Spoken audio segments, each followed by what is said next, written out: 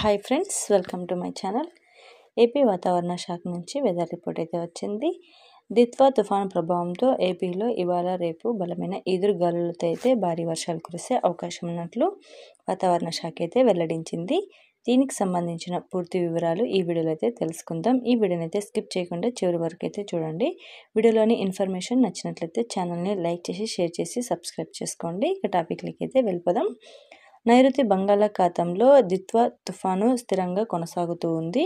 ఇది ప్రస్తుతానికి కార్తేకాల్కి 100 కిలోమీటర్లు, పుదుచ్చేరికి 110 కిలోమీటర్లు, చెన్నైకి 180 కిలోమీటర్ల దూరంలో కేంద్రీకృతమై అయితే ఉంది.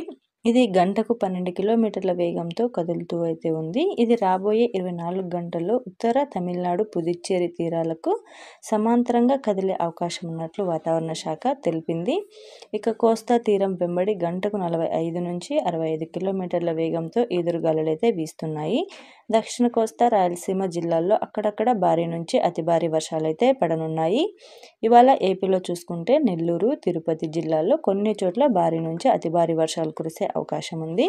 కోనసీమ, పశ్చిమ గోదావరి, కృష్ణా, గుంటూరు, బాపట్ల, పల్నాడు, ప్రకాశం, కడప, అన్నమయ్య, చిత్తూరు జిల్లాల్లో మోస్తారు నుంచి భారీ వర్షాలు కురిసే అవకాశం అయితే ఉంది. కాకినాడ, తూర్పుగోదావరి, ఏలూరు, ఎన్టీఆర్, కర్నూలు, నంద్యాల, అనంతపురం, శ్రీ సత్యసాయి జిల్లాలో తేలికపాటి నుంచి మోస్తారు వర్షాలు కురిసే అవకాశం ఉందని వాతావరణ శాఖ అయితే వెల్లడించింది. ప్రజలు, రైతులు అప్రమత్తంగా ఉండాలని, తగిన జాగ్రత్తలు తీసుకోవాలని సూచించడం జరిగింది. Thank you friends.